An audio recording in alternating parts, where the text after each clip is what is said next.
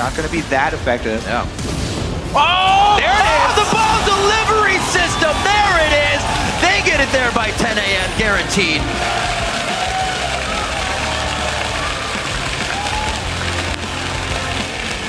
And welcome back to the North American LCS. We've already seen some fireworks in this matchup, so let's see what they bring out today. It's Team Solo Mid versus Counter Logic Gaming. This is an old rivalry, you could say, and historically TSM has performed better in the regular season. But this go-around, CLG is the team to beat. Yeah, and the first time they faced off this split, CLG played a dominating game, taking down TSM in 28 minutes. And like we just saw in that video, the Aphromoo and Link synergy was on full display with that cow ball delivery system.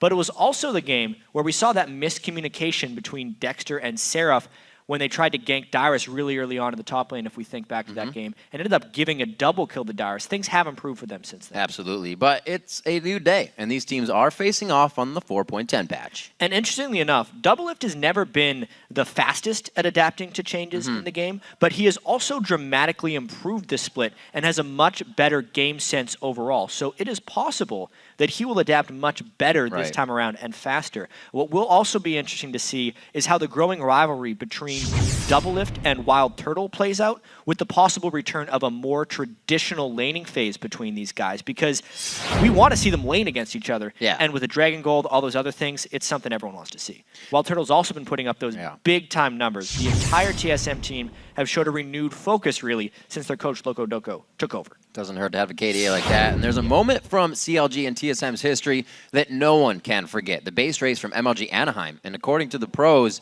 the high wire game of Chicken is just as exciting and chaotic for the teams as it is for the fans watching. They can. He's trying to double back into the Why did he stop? He stopped, and it is going to be, oh my God! Base race mostly comes out when one team's behind and they want to make a desperate play. You're basically pushing a lane, and then it so happens that the opponent is also pushing a lane. You want to commit to ending the game. Pretty much when the base race happens, both teams are going to think that they're going to win.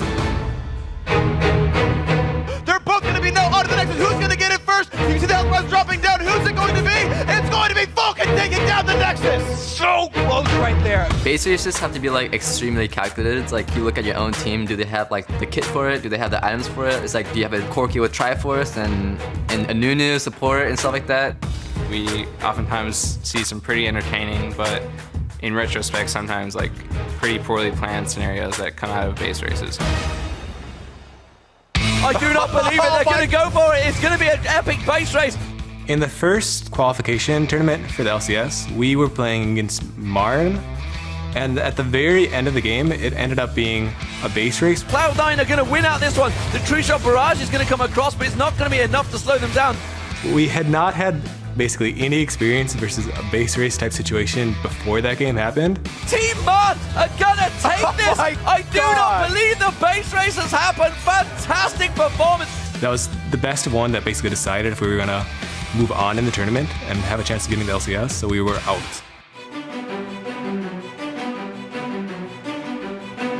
It's pretty exciting. It's like a new way to end the game. It's like everyone gets super excited, everyone gets super hypey, and it's just something different. It's nothing like winning a normal game. Lots of panic, lots of excitement, lots of could I be the hero, could I do this play, and lots of indecisiveness, but you really have to be decisive in those moments. Go, go, go, go, go. And then whoever victory string comes up, and that's it. And we're like, okay, cool. Close one, guys. We just take a chance, flip a coin, hope we're faster with pushing down towers. Oftentimes people just make a decision and just run with it. And sometimes it works out, sometimes it doesn't. But I think for the spectators, it's always a fun thing to watch. And it's crazy to see, even after all these years, all the games that these teams have played, that such an infrequent situation still is undecided by most teams. It's just, we think we can. You would hope that they get a little bit better at judging the situations, but based on the amount of base races we've been seeing, it's still a whole new ballgame. That's right, and let's check out the starting lineups as we get into it. On the blue side, it's Team Solo Mid. That's going to be Dyrus in the top lane, Amazing in the jungle, Bjergsen in the mid lane, Wild Turtle at AD carry, and Glebe on support. And on the red side, it is CLG with Seraph in the top lane, Dexter in the jungle, Link in mid, Doublelift on AD, and of course, Aphromoo on support.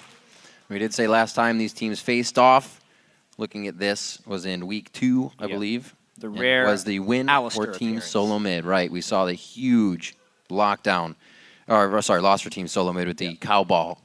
If they can even get that again, or if they want to, it's 4.10, so it's kind of like a learning experience coming out here. We saw a lot in EU, so will they even revert back to that engagement? We only ever see the Alistair from Afromer when Leona is picked on the other side. And yeah, with the changes in 4.10, there are non-trivial changes to every single lane. Right. 80 carries probably the most changed, just because of all the itemization. And we have one of the most We'll be vocal going in our game. depth. Yeah, and we have a very vocal 80 carry in double lift. Mid lane because of the Athene's changes. Top lane, Doran's Blade, as well as the Dragon Gold to see if we're having less lane swapping. The Dragon Gold has been increased. A lot of different things that these teams have to prepare for, and it's just about how quickly have they adapted, because this is a big game. How will they fare?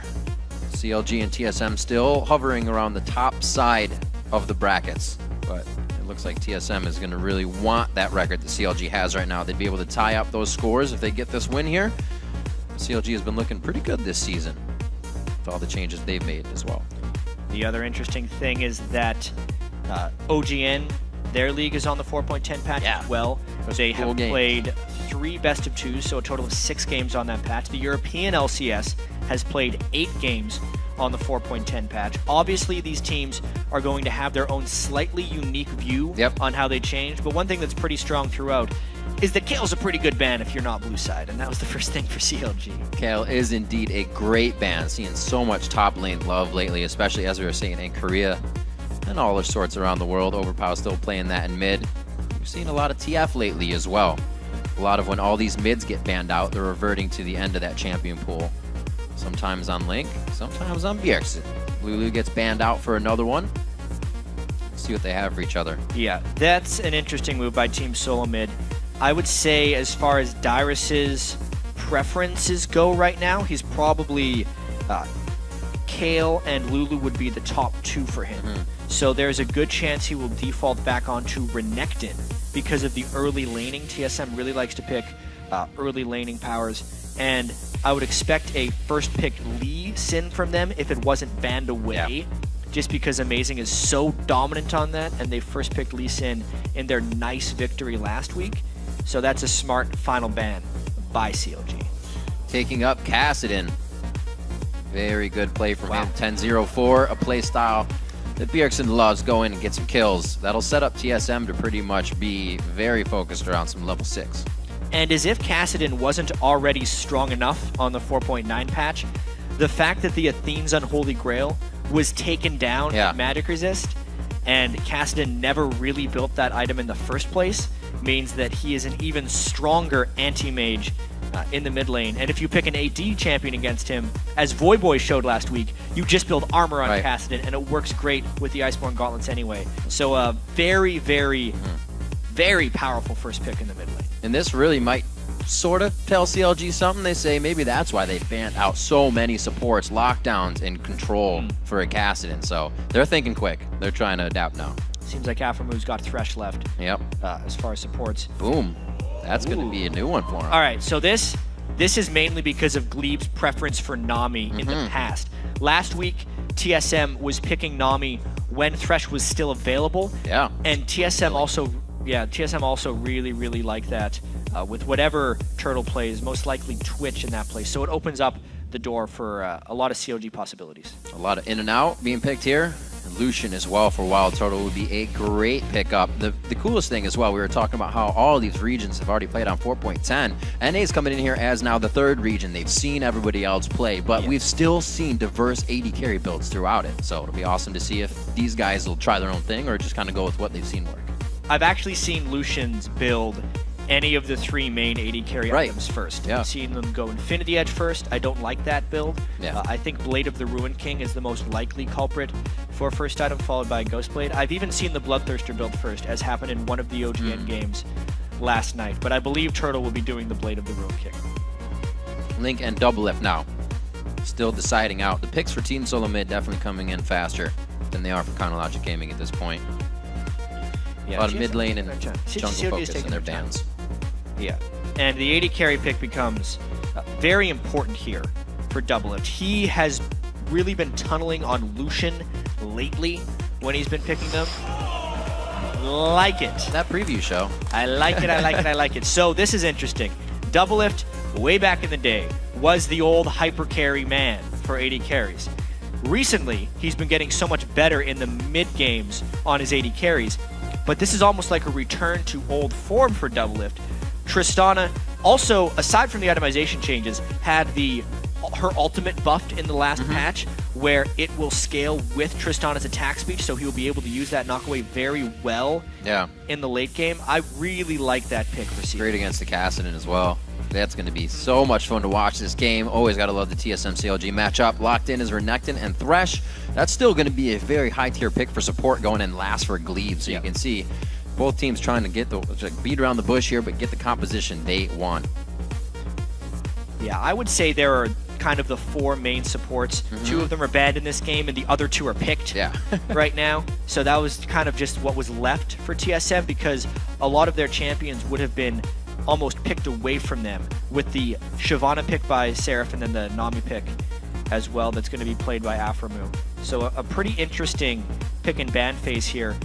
The other thing we kind of have to highlight is the jungle choices between these guys, because Amazing hasn't won games on anything but Elise or Lee Sin, yet CLG still didn't choose to pick Elise away from Amazing, mainly because Dexter has so much confidence in his Vi play. Yeah. He's had a lot of success on it in the games that he's played Vi. And it almost means immediate aggression, because he continues to build damage, and you can only do that when you're ahead in the game. So Dexter is looking to get himself ahead very early. Seeing the Orianna get popped in. We won't have the Moo Cow coming in, but we still have a great composition that CLG can do some turnaround fights, as TSM looks to be going into this one quite strong with an all-in-your-face composition. Yeah, especially depending on how they build their items. It definitely looks like it's just like old times as far as the overall strength of their team compositions go. Team Solo Mid will be the laning-focused team that is stronger in the mid game, where because of the Tristana and the Orianna in the mid lane and AD carry for CLG, they're going to be the ones that will be stronger in the late game. This might be one of those old school 45-minute CLG victories if they actually do draw it out. I like it. Let's get it going. Let's take a quick look at where the fan vote stands right now while the teams load into the game. And according to LOLesports.com, 52% of you think CLG will take the win. A very close vote. That is neck and neck. And they're super close in the standings as well. If you want, though, keep spamming those predictions by tweeting hashtag TSM win or hashtag CLG win to the @LOLesports Twitter account, and we will be updating that, I gotta say, probably a lot of times throughout the game, because there's gonna be a lot of fans on both sides trying to tweet those hashtags. And I am excited. 4.10, we're about to start it. Team Solo Mid and CLG, 2 teams that have a chance to push their own strategies, ones that don't always just want to adapt. So seeing new things, maybe they will stay for that dual lane bottom for the new Dragon Gold. If they swap that, then we can check out why they did it and what their cause was. And I want to see how Doublelift approaches the new Tristana as well. Because early on laning against a Lucian, you would think it's much weaker. Doublelift has even said in the past that he will never pick Tristana in a competitive game because her kit makes you miss CS. Yeah, that's true. Doublelift doesn't tell the truth all the time. No, because he also hated Lucian. Yeah, honestly. But this Tristana pick could very well work out for him in the late game and maybe even in the laning phase. There's a lot of early power on Trist that people don't respect. And that's something you consider in lane as well, is when a Tristana can stay even farm, it's almost scarier, because once she does hit late game, she will more than likely be stronger than you are with longer range. Out of the base, looks like we got consumables in mid. Bjergsen to stay safe. That's normal. Spell Thief on Aframu looking to make some cash monies. And Glebe with the Thresh going for the early Sightstone as Lemonwood now. Yeah, and the Sweeper. Yeah, sweet up. Right off the bat by Glebe, which could give TSM a little bit of an early game edge, but this is the very standard opening. This is what pretty much everyone has been doing, especially in OGN over in Korea. They will place their wards here, but then still plan a late invade, and those vary greatly. We've even seen a little bit in North American LCS, 3 people invading, a top laner, AD carry, and support, while their jungler takes one of their own buffs. And the idea is that they start the game with 3 of the big buffs, because they'll invade the buff and push the enemy jungler off of it while their own jungler is taking like a blue buff, and then they'll collapse back down. and finish it off. And then we don't know if we're going to be seeing lane swaps either. We did see both top laners take teleport, so no changes there. And it does mean lane swapping is more possible. Yeah, Dyrus is still hanging out down here, so it looks like they may choose to do that themselves. Doublelift looks like he'll be staying. Ward top from Seraph, so he'll be safe for at least a minute. Not too shabby. Got Doran's shield to still Dyrus on the sword, but Doran's blade. That's a little bit surprising, actually. The Doran's Blade changes for top laners means it basically, Doran's Blade used to give 5 life on hit for melee champions, and now it is a 3% lifesteal, which is early game about 2 health a hit for a Renekton, which is just far, far less. You'd normally think it's a sustain mechanism that you'd go with the Doran shield, but he's expecting to bully Seraph so hard that sustain won't be a problem, and he wants the damage and health from the Doran's Blade. Well, that even pushes, you know, TSM's picks here to say we want to win early. The Renekton pick kind of pushes that anyways, but still 4.10 with the Doran's, even more. We'll see how that fares out. We are going to get the standard lanes awesome between TSM and CLG, and we'll see if Dexter or Amazing can really make the first impact. Yeah, classic League of Legends right here. The increased early game gold from the Dragon, I think, will have a pretty big impact on teams not going for the super early 2v0 lane swaps and instead give us more of this action. Now, the Tristana, because CLG got to the lane first, they have the lead for hitting level 2 first, so at least right at the start, unless a very timely hook landed from Glebe, Doublelift and Aphromoo have taken the early little bit of edge in this lane just because they have the wave in their favor. Oh, double yes, miss. Yep, the explosive shot will mess you up. See how he keeps it. He's 10-3 right now. Great bubbles trying to keep him off the turret. Double shot picking up those 2, and Wild Turtle's doing his damnedest here to clean it up. Just outside of range will mean he's still in this one. Slow going for all the lanes as we would see in standards, and it has kind of tilted in TSM's favor on that Twitter vote. Hashtag TSM win, hashtag CLG win. Crowd is loving it. Getting the rivalry match to start off week 6. Dyrus right in the face of Saris as we would expect, and this is now going to draw a little bit of pressure from Dexter here. Hopefully the rest of the map can make something of it. Yeah, it definitely seems like even though CLG will make some moves early if they come to them, they aren't the ones that need to make the moves. TSM is very much weaker if we get to the very late game of this one, just I think because of the Tristana.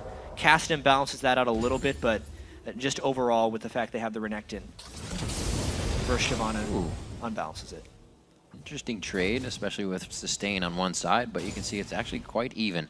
Glebe doesn't even have to throw out the shield, just waiting for a hook to land in that lane. It could get pretty scary. Bjergsen forced to farm under the turret, 25-22, so not too much of a gain from either player in the mid lane. Yeah, we really see CLG successfully shoving in these lanes early on in the game, right? Link is pushing Bjergsen back, Doublelift and Afro have been pushing the bottom lane back, and surprisingly, Amazing is spending his gank on the top lane as soon as Seraph pushes out. But he's got a decent minion wave of defense. Yeah. He missed the ward, which should actually mean Amazing can come in for a nice gank. Seraph burnout just came back up. A nice slice and dice. They have the range. They kind of put Cocoon on the stun as well, but I think they're going to have it. They just close him in for first blood. What an unfortunate moment there for Seraph. I can see what was going through his head that made him think that was safe. Basically, CLG's early game strategy was to shove in the mid and bottom lanes, and that normally makes you think there's going to be a gank. But Turtle! Oh, that's the burn! It's going to hit! Explosive shot will still do some good damage early game. They trade it back for 1-1. Wow. So that was just them shoving in TSM for quite some time with the Tristana. And it's actually a misconception that Tristana is super weak early in the game. She's typically weak in the mid game, but she has extremely high damage numbers on her rocket jump and her explosive shot early. Is it a bubble? You can see they've already harassed Turtle down fairly low because it's a sustain lane versus a non-sustain lane. And then I believe they just get some decent damage on. Don't even land the bubble. Wow, but Doublelift puts enough damage onto Turtle that he just gets dropped down. Whew. Wild Turtle, Valken into fights on Corki games. Doublelift, rocket jumping into the fight as well. Only really seeing that from scrims on him, but CLG's bottom lane, known to be one of the best in America right now, start things off early for themselves. Start to get Triss going. That's just one of the big things about sustain. Even AD carries are able to sustain much less by themselves, that the sustain on a support becomes more valuable. It was just the poke pre-fight that allowed that all in to happen. And then the fact that Wild Turtle didn't dash back in time just meant the death of him. That's big. Lucian getting taken out in the lane, known to be the lane bully. Doublelift and Aframu going to work. Amazing. Starting to clear up the map now. They're trying to get a little more pressure, and he goes double pink clear for himself, picking up some extra cash money there. And Dyrus still going super damage early. Yeah, he's rushing that team out on Renekton because he already has a big lead in that top lane. The ward control for TSM needs to help out that bottom lane right now. Because Amazing was able to take out those 2 early wards, makes it much more dangerous for Doublelift and Aframu to be up this far. And they will always be up this far just based on the explosive shot of Tristana if Doublelift wants to CS. So that vision control was actually incredibly important by Amazing. It's a very active lane when Tristana is in it, and it's forced to be, like you were saying. Good shots and harass.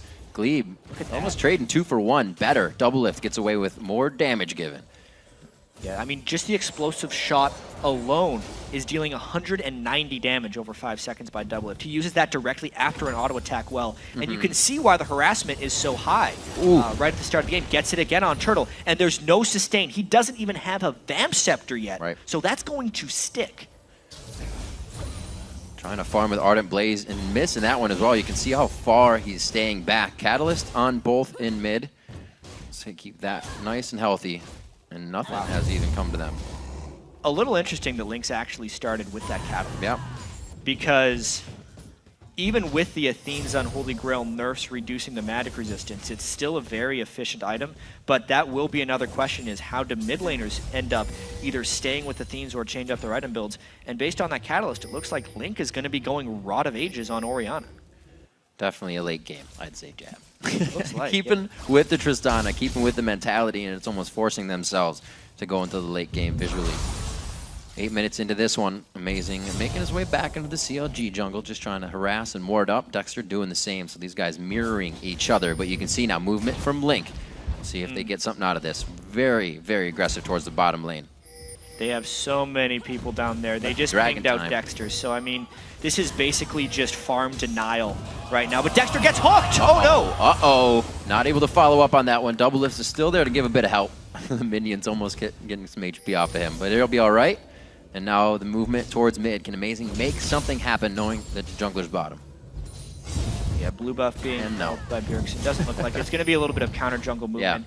Yeah. A very close early game, honestly, with Doublelift and Afro winning the bottom lane. But Dyrus, honestly, just destroying Seraph early on because of that gank. Already farming between He's in his favorite spot. Yeah, they're hoping actually to bait up Dexter right here. As you can see, there is ward control already in the jungle by Amazing, and he is kind of laying in wait, hoping that Vi comes up for the rescue.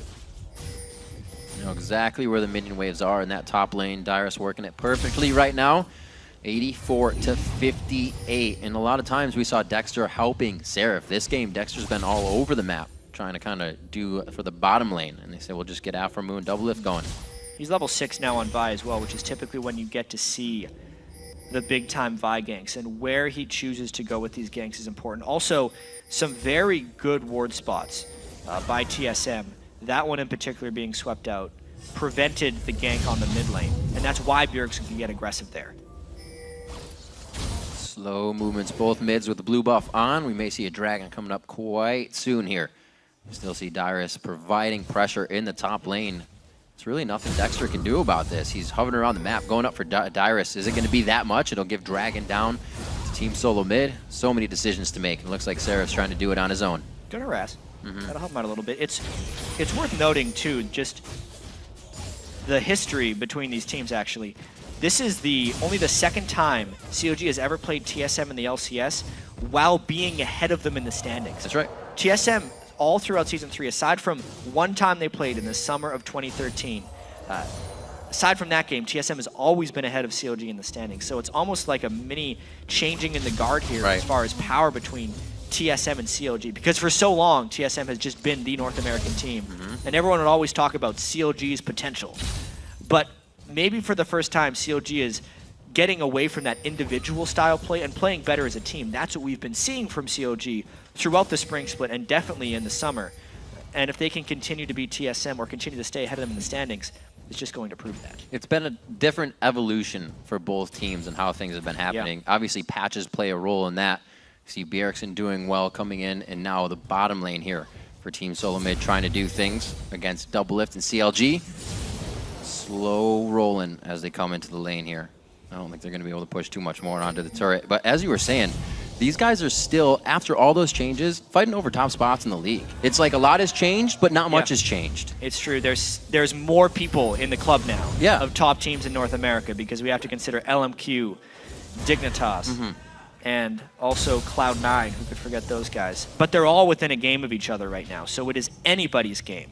It's just this battle is always going to be classic. You know, it's proof that once higher caliber and better teams join a league, everybody just starts to get better. We see some like Cloud9, Complexity beating teams like Cloud9, Dignitas as they just move on.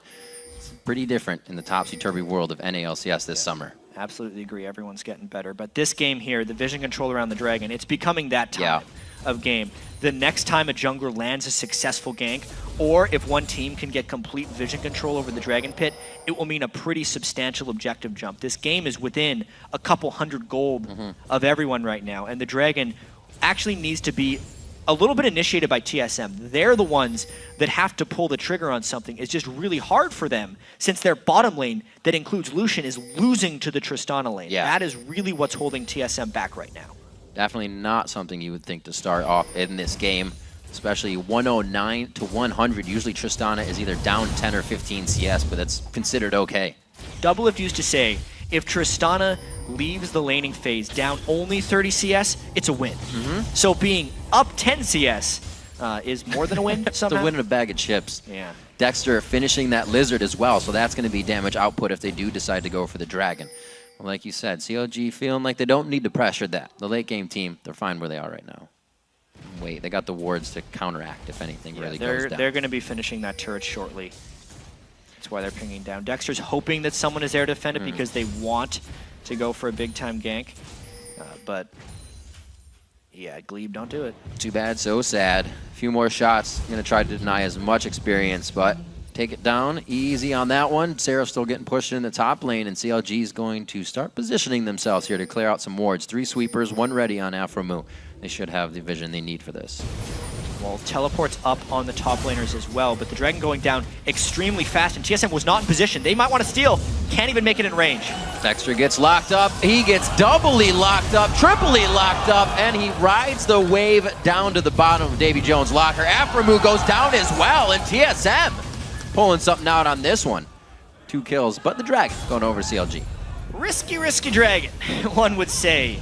If TSM could have moved a little bit faster, that could have been catastrophic for CLG, but based on typical Dragon gold, that is not that bad because it pretty much trades even. You can see the game is still about 300 gold different. It depends on what happens afterwards because the fact that a kill went onto Wild Turtle, the gold is now much closer on the lane carries. Take another look at this. Dexter had no chance. Once the Cocoon landed, he got bursted down, and then Afromu was trying to draw TSM away to make sure no one else died. Effort. And not good, all around.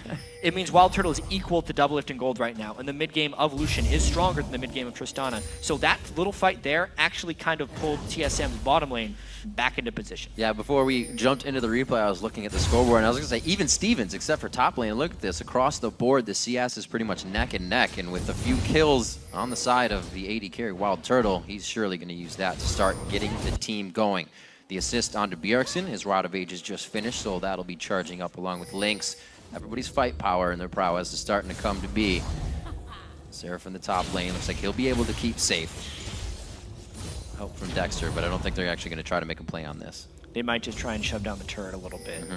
Or they're just trying to suck CLG's team up towards this point and diminish the map pressure elsewhere. Seraph getting a little low. If that Cocoon landed, they were going to go in. Link is here.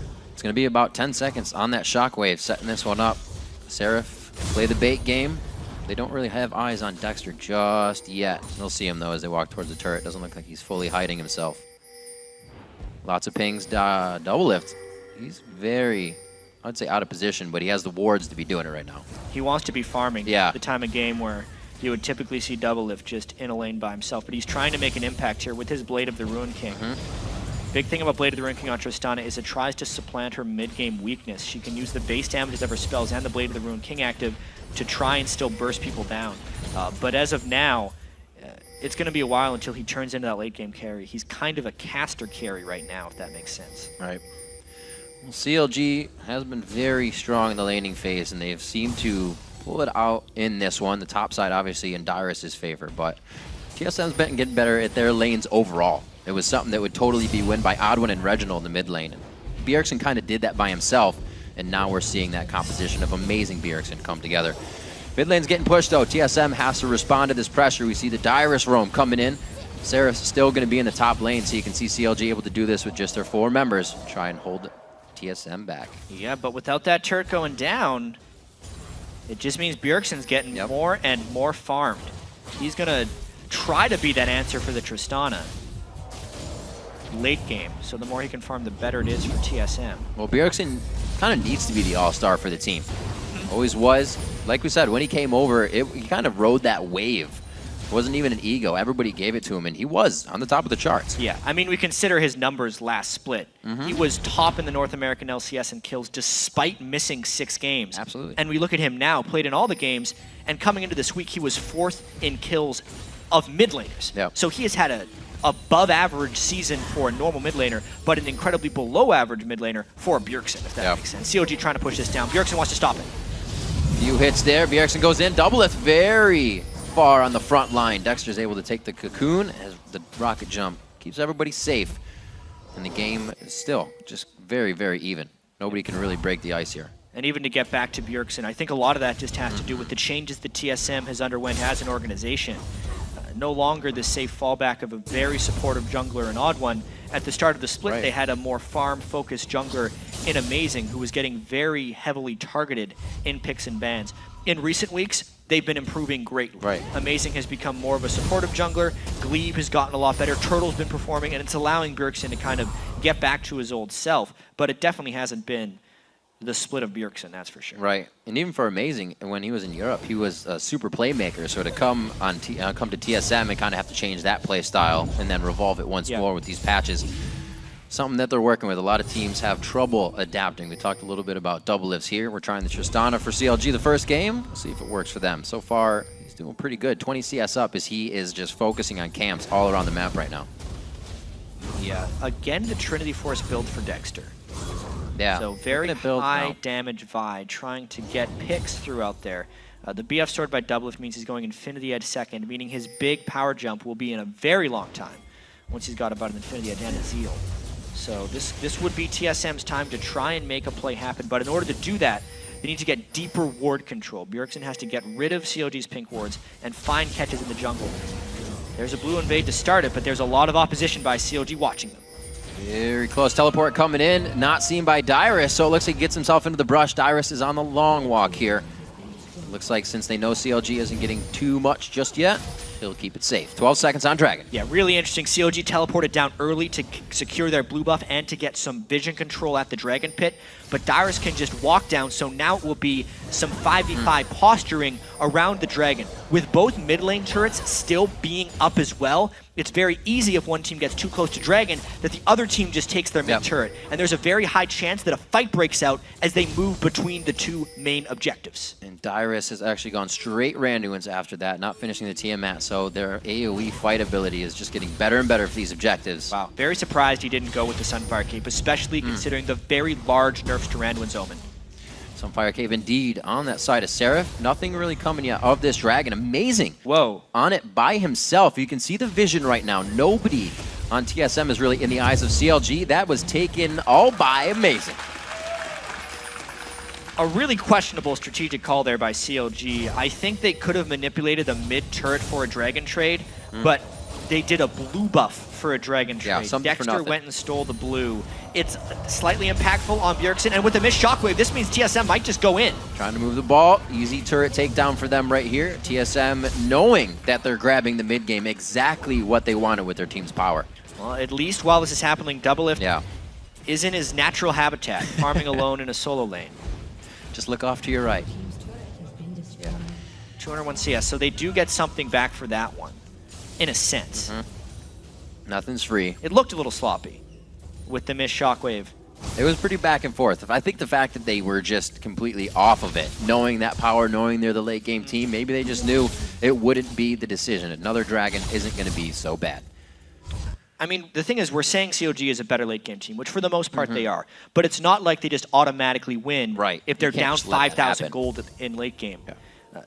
Gold is very much the most important thing at the end of the game, not just the champions you have. If CLG can keep it within 2,000 gold and make it to 40 minutes, and then still play the team fights properly, yeah, they're going to win. But if they're playing and taking suboptimal trades and giving away objectives for blue buff control, yet that's still not slowing down Bjergsen's farming on Cassidy, who's still at 203, then they would lose that in the long run. They cannot take more suboptimal trades like that because the gold was pretty much even before that point. And now they're down 2,000. So looking now at Wild Turtle's build, he does go for the Blade of the Ruined King into Ghost Blade. That's what we've kind of been seeing, but on the other side, we're going to see that into Infinity Edge. So Reckless did that in his very first game on Lucian in the European LCS and went off. It's like 9-0-14 in that Fnatic game. It is so strong when he uses both of those actives, especially against Doublelift, who is in the process of that mid-game dip in power for Tristana. So if there could be a team fight, the AD carry battle would not even be close in power right now. TSM needs to force stuff. Mid pressure, top pressure as well. This is going to be a double onto Seraph. Looking for the cocoon, making sure not to stack the crowd control, but they get the Dragon's Descent out. Not going to be too bad as they put pressure top lane. You can see CLG try and rotate. Amazing, there's a turret hitting you. There we go, but he's lost half his health. That's a little painful. Not the best, but there's still so much hesitation by CLG to get close to TSM because they know how weak comparatively Doublelift is. You can see now CLG is trying to make moves. They're always in response. They're not really going to get much out of this other than minion hits on the turret, but they try to get a little bit back off of losing Seraph in the top lane. Using the turret, I should say. Yeah. And Seraph's ultimate. This looks like old CLG a little bit, which is the CLG that they've been trying to go away from for a while because things didn't work out too well when they were just letting the other team dictate and trying to find farm when they could. CLG works much better when they are dictating, but right now they can't, or at least they don't think they can. I think if they caught the right catches with a good shockwave, they could make something happen, but they just do not have the confidence. It also gets harder because Dexter just builds damage, and he's not getting that much tankier, so the initiations become that much harder. The cocoon just missing, also just missing on the death sentence, and the Ardent Blaze. Woo! Got a few more. That was very close to disaster. Yep. I would have to say. Twice. CLG had a suspicion that someone was there, and it's good because TSM at 24 minutes right now has control of that Baron area, which is why they were baiting in that brush, because CLG was thinking, holy crap, are they on Baron right now? And that's actually where TSM should have been. You could see with all the hesitation that was on CLG right there, they weren't close to checking the Baron pit. So that actually could have been a pretty quickly bursted down Baron. A little bit of a missed opportunity, but CLG gets out of it unscathed. TSM definitely looking to break a habit. 0-4 against the teams that are above them, undefeated against the teams that are below them. Hopefully this can be kind of break that. Yeah. Crazy stat for TSM. It's like they're the most consistent team in the LCS. Always taking care of business against the lower teams, but consistently consistent. You see the Fnatic, their chart for being consistent. 1-1 every single all the time. 2,000 gold lead here over to Team Solo Mid, and anybody's game gold lead, if you ask me. 25 minutes on the clock, 3-1 and 4-2 in turrets. Good map control by TSM so far. They're definitely working the wards, and they just have a love for this Baron side right now. They know it could give them something that'll just give them the edge, even if they don't get Baron after the fight. Well, the longer they wait, the lower their forcing potential becomes, because when Doublelift gets his Infinity Edge, when Link gets his Death Cap, and when Dexter gets his Trinity Force, a lot of the power advantage TSM had will be lost. And that moment is happening very soon. It's just a matter of pretty much when CLG decides to go shopping. Wow, yeah. Lots of gold in their pockets at TSM, too. Yeah, Doublelift completed it. Dexter completed his Trinity Force, and Link is waiting on about 400 gold for his Death Cap completion. This is going to be big. Doublelift is on 4 of Rapid Fire, so he's still trying to level that one up to equal the timing of his Infinity Edge that he just finished. Also, Zerk Greaves. It's going to be some pain, and he's not even going to be full range yet. We'll see if this composition CLG tried to put together, even with getting banned out in 3 supports, to try and shut down this Bjergsen Cassidy. And this game is getting to a point where mistakes are no longer allowed and still being able to get victory because CLG just hit some very big item thresholds, and I think the advantage TSM had is mostly lost right here, which as you can see, as soon as CLG has those items, let's go to Dragon. Let's force a fight. And at this point, they're incredibly even. Whoever could get the right initiation might actually be the team that comes out on top in this fight. CLG still trying to pull it out, making Dragon quite enticing here. Damage still being traded back. Dexter charging up the Vault Breaker. Not enough damage really going to come out of this. That fizzles out. A little bit of initiation. Not ready now for CLG. And Dragon is just waiting to be taken down. CLG might just peel for a turret here. They are very experienced in doing this. They fight around Dragon a whole bunch. If TSM moves too far off, CLG just pressures that bottom turret. Even maybe if they just sent Double Lift down there, they could pull off something similar. So much power. That magnetism of the Dragon, though, is strong. The Nami ultimate, Seraph going in with Dragon's Descent, Link's ultimate. TSM can be shut down in the blink of an eye, but if they can get over all of that, it's their deal. There's that one. Seraph going in with the Dragon's Descent. There comes Dexter, trying to get the Shockwave in, not even throwing it down just yet. Link on the backside. There it is. He takes down Dyrus. They still keep going for the kills. The hook on the Double Lift. He goes right through the team and threads the needle. They follow up on the Afromu. What a play coming in from Glebe. And Bjergsen's going to follow up to push Link out. With the Dragon Steal from Amazing, TSM is much farther ahead. Can he stop it? Oh! Woo! Seraph gets out after starting the fight and somehow not dying. All right, thinking about the way that fight worked, we said the teams were very close beforehand, but Seraph's initiation was a little bit ahead of the rest of the team. Watch when he goes in, how long it takes before the rest of the CLG follows up. Seraph's at 33% health before CLG can actually come in and help. If that was an initiation together with Dexter, CLG might actually win this fight. But because they're now on the way out, Seraph is no longer part of the fight, neither is Dyrus, it basically just turns into that even fight. And then that death sentence by Glebe swings it entirely. Double Lift not being able to backline is massive, and the Dragon Steal will increase the overall advantage for TSM. Lots of wards going over the wall. Whoa, man. Whoa, Dexter gets hit up very hard, but he gets DQ over the wall. Keeps himself safe. TSM is not allowing them even in their own jungle now. A great fight coming in for TSM at Dragon. Baron is the name of the game right now for TSM. They proved that they could kind of win that last team fight. They have vision control, and they know CLG will be a little bit hesitant. How quickly can they peel, and how well can CLG check? Seraph made a big risk to get that ward down, but it's incredibly important that they got it there. A lot of these ults are back up. Do we have Afromu in range? Seraph again in the fight, taking damage before the team really gets it. Double Lift hit up, and one after the other. The consecutive crowd control again. As Double Lift tries to get himself in range, Seraph is going to find the same result. Link is going to be the next as the domino effect comes into play. That was TSM pulling the trigger that they really needed to get. They were a little late on it, but boy did they pull it at a great moment. 2 clutch hooks by Glebe onto Double and then onto Afro. Knowing you have a mid-game composition and acting on it is what TSM has just done. 9-2, 29 minutes into the game, an explosive amount of shock and awe from Dragon to Baron now. Within about the last 5 minutes, and they've taken a 5,000 gold lead. Baron's down, and TSM is up.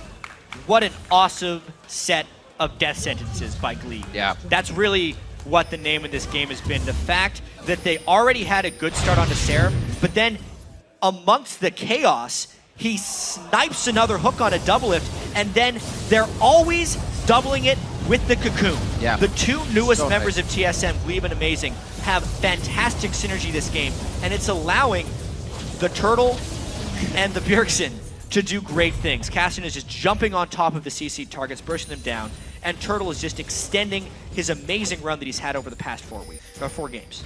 You know, Jat, Wild Turtles, he's been getting some kills. Yes. Quite a few kills in his last games. The craziest thing about Wild Turtle this split has been how bad he was in the first 8 games. We'll get to this after this blue buff, because TSM might catch another fight. Yeah, Turtle had 15 kills over the first 8 games. In his previous 4 games, he's had 30. Yeah.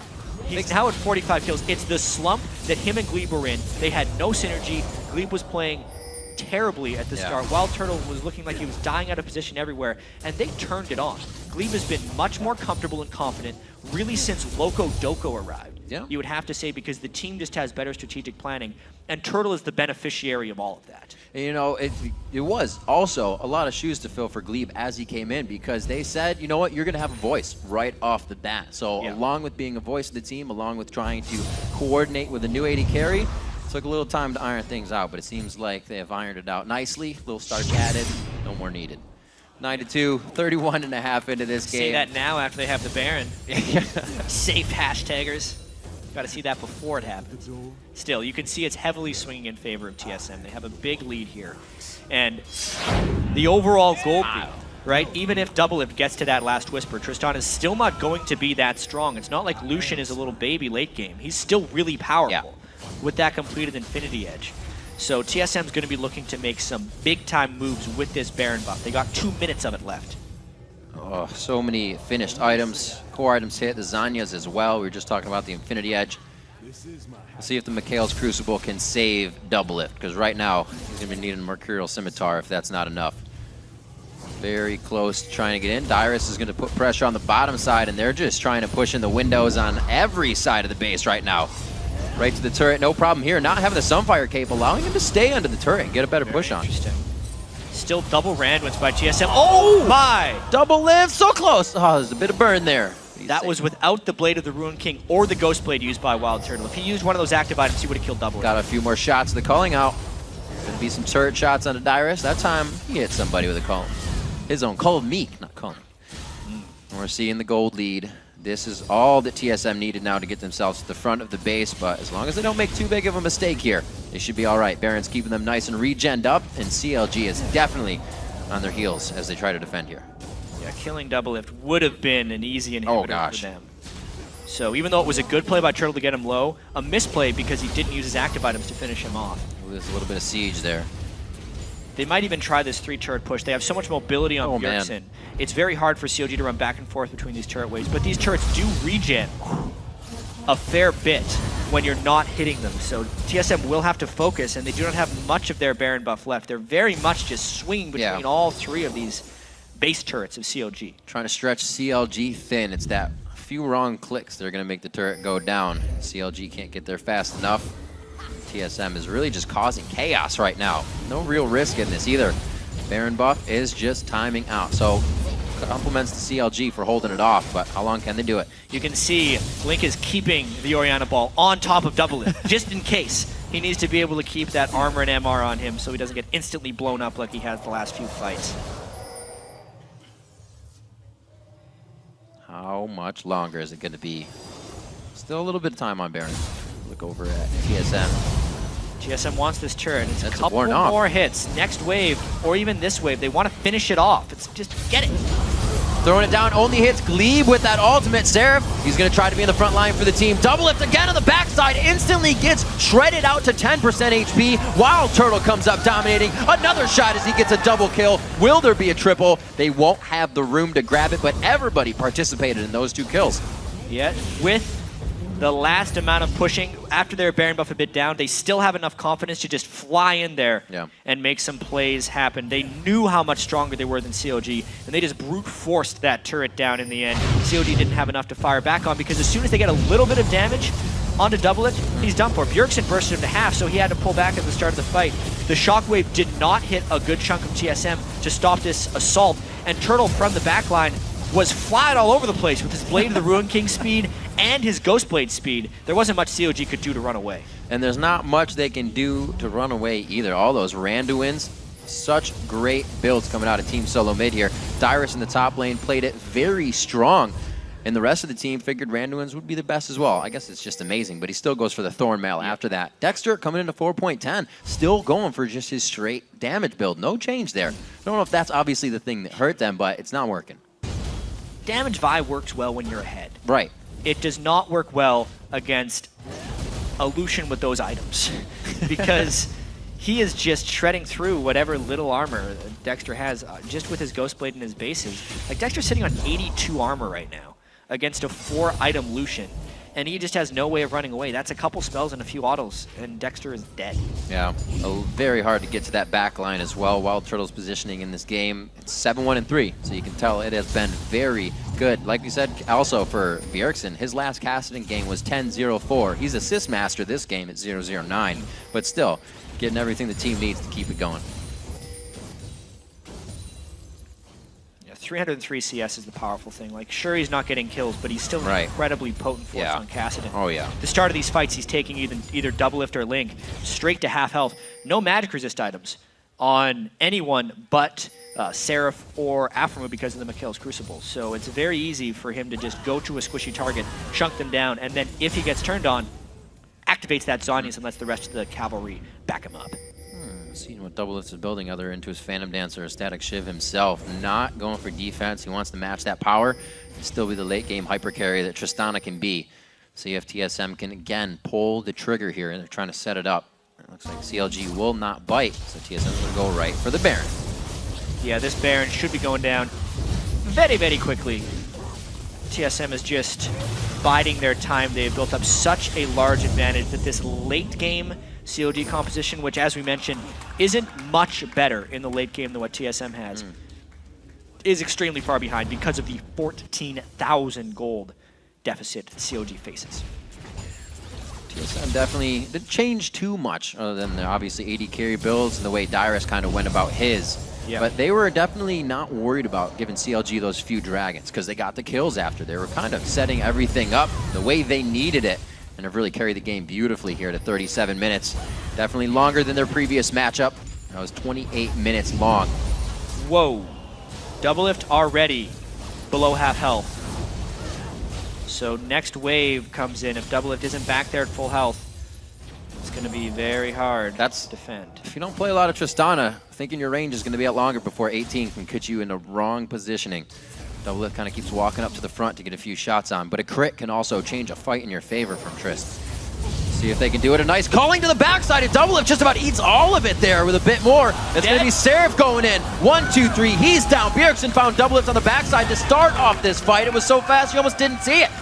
It's going to be going down on the inhibitor. TSM now owns the base. And they already have the exposed side, so they are going to end this game a crushing defeat for CLG. TSM looking good. Very nice job as TSM takes down their first team that's above them in the standings, and they are able to tie up Counter Logic Gaming with this score now. Oh no! For the inhibitor spawns. Well, MVP. All right. And now they can finish. They killed the MVP. The game is now about to be over. 38 minutes, 40 seconds into the game, Team Solo Mid takes down Counter Logic Gaming. Wow. That must feel good. Yeah. For TSM. Look at the smiles all around by the entire team. Wild Turtle 915, Bjergsen 1-0-12. Really, the fact that the overall score was 15-2 means that as soon as TSM got that slight edge, they just destroyed CLG. Very good game coming in. Aframu bringing out the Nami. 3 supports banned out by Team Solo Mid. They focused the lane also. Nami's still a good pick, but it didn't seem to give CLG everything they needed. Quite honestly, early on in the laning phase, Turtle and Glebe looked rough. Dying straight up to level 4 to a Trist is normally not something you can recover from as a lane. But then Glebe landed death sentence after death sentence onto Double Lift. And there was nothing he could do on Trist. Threading the needle with those hooks, one after the other. TSM didn't feel worried about banning out that many supports as well. And For some reason, they drove that team comp as they picked it. Loco Doco making a big impact as coach. Yeah. And see some stunned faces there. Dexter is definitely not happy about that one. Nobody on CLG should be. Reggie as well. I wonder why Loco Doco's wearing a hat. Yeah. Maybe something under there he's trying to hide. Well, an amazing first game to start off week 6 here. Team Solo Mid taking down Counter Logic Gaming, and really what was just a bring it to you match. Yep. The Lucian getting it later. The first pick Caston ended up making a big impact late in the game. We saw with those sieges, it made the turrets indefensible for CLG. Double Lift, he got a little bit rocked on Tristana. It is not like, we're not playing the game where you can farm for 30 minutes and win. No. Right? And CLG, I'm very confused by what they've done because they embraced that. Back in the summer split of 2013, CLG victories when they went 13-15, their victories took an average of 45 minutes. They were the late game team, and they only won about half the time, and they didn't even make it to Worlds at the end of that. This split, CLG has played the fastest games of any North American LCS team, which just makes it so peculiar that they decide against their biggest rival, TSM, to go back to the Tristana-Orianna composition that has historically only led to mediocrity for CLG. I don't like the choice by CLG to end up going with Tristana, or the play style they adopted once they did it, where they were just running away from TSM until eventually they got caught and then they lost. Right, and even with the Vi pickups, things you want to initiate on. We usually saw those CLG crazy wins with hardly any deaths in the game, hardly them getting any kills. They just win the game by taking out your structure. So now they're throwing themselves into these situations where, like you said, they kind of falter. Yeah. That means that TSM and CLG are now tied in the standings. This was, again, CLG's chance to have sole possession of first place. With the loss to TSM, anything could happen. The caliber is just getting better and better in North America. And like we said, it's so topsy-turvy as well, with teams like Complexity who are on the bottom and having trouble against bottom teams, taking out top teams like Dignitas and Cloud9. Yep. And Complexity's taken out Dignitas before as well. It's kind of like they have their number. So it's another week where anything can happen for these teams. And right now we saw the wheelhouse game for back in the old history go to Team Solo Mid. So don't forget to share your favorite moments from today by tweeting at LOL Esports and use the hashtag LCS Big Plays. Right now we're going to throw it over to Freak and Kobe to see what TSM has to say on that last match. Thank you very much. What's up, guys? I want to welcome Glee Bjergsen. I'm going to put your names together just because I can to the desk. Guys, you played. I even got minor applause from Kobe there. That was nice of you. So, guys, congratulations on the win, first of all. Coming in, new patch, right? You're near the top of the standings, but not in first place like you guys were for much of the spring. What was your sort of your confidence like coming into the game? For me personally, it was kind of split because I feel like we did really well early in the week and most of the week in scrims, and it feels like we're improving a lot. And then yesterday, we just lost almost every scrim, and it just felt like, oh god, are we gonna lose this too? And it's kind of like a TSM thing where we learn things and then we forget the old things that we were good at in the past, and we just kind of forgot those and lost some scrims off of that. But I feel like this game we did pretty well overall. You don't think you forgot anything during this game? I don't know, not really. I think not that I really noticed. All right, so starting out in picks bans, though, CLG gave you Cassin. This is kind of a thing that CLG have a pattern of doing now, because Link has said he's fine with laning against anybody's Kassadin, and they like to pick this Vi into Kassadin, and last time they did it, they got a lot of lockdown very early. But this time, I don't think you got hit with one of those ultimates till you already had a Zhonya's. How do you feel? Did you guys expect them giving you Kassadin? We knew it was a possibility. We were playing some Kassadin scrims and stuff like that because we knew that they were very comfortable playing against Kassadin with that exact comp. And we've been scrimming against teams that pretty much pulled out almost the same comp with Ori and Vi or Lee Sin jungle, stuff like that. So I'm pretty confident playing against it because I think Kassadin is just really, really strong and you can play it against almost any pick. But I think the way Link plays the laning phase is, against Kassadin is a lot different than any other mid. He freezes the wave from level 1, unlike a lot of other players, and it makes you push your wave towards him, which sets you more open for gank. So I feel like Link actually plays this matchup extremely well, and I was very surprised. So Glebe, I actually want to press you then on this. So Bjergsen said you guys have played, you guys practiced 4 Kassadin multiple times. You guys have played against similar types of compositions. You were ready for this. What was then the game plan coming into the game? When we played Kassadin, the basic game plan was to just get strong lanes for top and bottom and try to get 2v2 lanes so Kassadin can't get pushed around too hard, because once he gets levels and starts to get his items, he becomes like a really big menace. And as soon as you start to win a team fight a little bit, his R is just so good at chasing and closing down fights that you can go in and get more kills, and once you have that small lead, it's really easy to snowball it with Kassadin.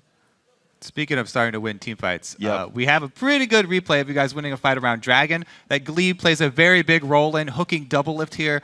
Can you walk us through this one? Bring this up on your screen, because this hook goes right onto double lift. I know some people say double lift kind of is a heat seeker for skill shots, but walk us through. All right. So at first we had Turtle pushing mid, and then they go for Dragon and we start to fight it. I miss one hook at the start, and we go on Seraph because he jumps in, and we just start fighting, just trying to kite back. But later on, like the Oriole gets the Iris, we know it's down, and my hook comes back up. Double actually flashes, and then at this point... Did you expect him to run into that, or who were you aiming for there? That hook, I think I was aiming more for Link than Double, but just seeing the animation, sometimes players will reactively flash, and he ended up flashing right into it, which let us win the fight really hard. And then not even from just winning the fight, we also got Orianna and Tristana flashes down, which are really big because that means for the next couple of minutes going into any fight, we know it's a lot easier to focus them. So you guys always make sure you track like the big cooldowns. Will you do that for every champion, or just like the important ones? Try to do it for every champion. It's a lot easier early in the lane phase because flashes get blown a lot less often, but it's really good idea to keep track of like all the flashes, and then minor summoners like heal later on becomes harder to keep track of, but just knowing when all the flashes are up is really big for starting like team fighting. Okay, so I actually want to call your attention then to like the early laning phase, because Tristana is one of the new champions that have come out in this patch that seems to be popular because of the item changes and whatnot. You guys had an early deficit in the lane. I want to ask sort of what happened there. Oh, okay. So in that early lane phase, we just misplayed a bit. Double lift jumped on top of Turtle, and I shot a hook that was supposed to hit him, but I ended up missing. And once the hook missed, I didn't have much CC left, so they were able to both all in and flash and go for the kill. 2v2, Nami does pretty well in general versus Thresh lanes, though it can kind of depend on the AD. But there, we just made a little misplay, and the second we made it, they capitalized on it and got a kill. How do you turn that back around afterwards when they're ahead? Once they're ahead, it's not too much to do to turn it back around. We knew the other side of the map was doing really well, so we just tried to farm as much as possible under turret and do double golems to just minimize their lead and stay as close as possible. Because if we called for ganks bottom and had our jungler come bottom, there's a chance that Vi could be waiting, and if that were to happen, we'd probably be weaker 3v3 and just have a bigger chance to lose the game. Now, playing against some of these newer picks like Tristana that are coming with 410, how do you guys overall feel like you're adapting to this 410 patch, and how much has it helped having a coach that's actually living with you? I think having a coach that's living with us helps a lot. He can like keep us informed of lots of new strategies or what's being played in different regions and things like that. And overall, we've been adapting pretty well to the new patch. There's a lot to take in on this patch. Like the different ADs you can play has changed completely. Like a lot of ADs, Tristana, that were never played before are now actually really strong. But overall, I think we've adapted really well to the patch. What do you think it has changed about TSM? What? What do you think, like, what has TSM, like, has it changed, like, the identity as a team? Like, CLG went back to, like, old school Tristana split push style. Like, has TSM, like, changed how to look at the game now? Yeah, it's changed a lot. One thing that's changed is, like, the top lane pool. This patch, tanks aren't played as much. Actually, that game, 2 tanks are popular now. Or 2 tanks are played, but with a new patch, like a lot of times you see non-tank champs top lane, so that's one thing I think that's changed a lot. All right, well, let's get back to the game here. We have another replay. Let's bring this one up on your screen. This is a Baron fight for you guys. Glebe, since you took the last one, Bjergsen, walk us through here. All right. We just decided that we've been dancing Baron for too long, and we're tired of it, so we wanted to force the Baron and get a fight as fast as possible. Again, Glebe actually hits a hook on double lift into a cocoon from Amazing, and that just seals the fight. And like Glebe said earlier, Kassadin's Rift Walk can just chase people down. And after getting that 1 kill on an important target, we just chase them down. There isn't really too much we can do. Yeah, so it seems like that was working really well for you guys overall. And you closed the game out. You guys took that one pretty well. You're guaranteed to be in second place now at the end of the day, because one of Diglett House or LMQ will lose, and of course CLG already has. Do you guys feel like, both with how the season's going and how you're adapting to 410, that your top 2 North America, is that like where you stand right now?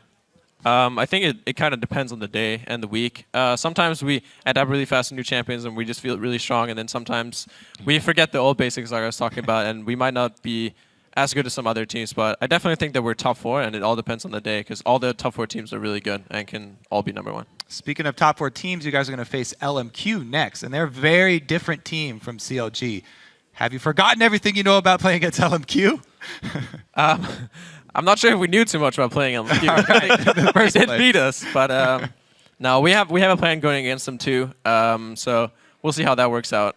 We were more scared of CLG this week just because they've been performing really solid, and they have really good mid-late game decision making, and that's something where I feel like they could have outperformed us. But this game we just got the lead and we didn't let it go. All right, well, guys, thank you very much. Congratulations on the win. You guys could be first place at the end of the week. You guys win tomorrow. So we'll see you guys tomorrow, but we've got more going on. I'm going to take a quick break while we give the minions the time to catch their breath, because they don't give enough love. But when we return, we're going to jump into our next match, Complexity versus Cloud9. Stay tuned.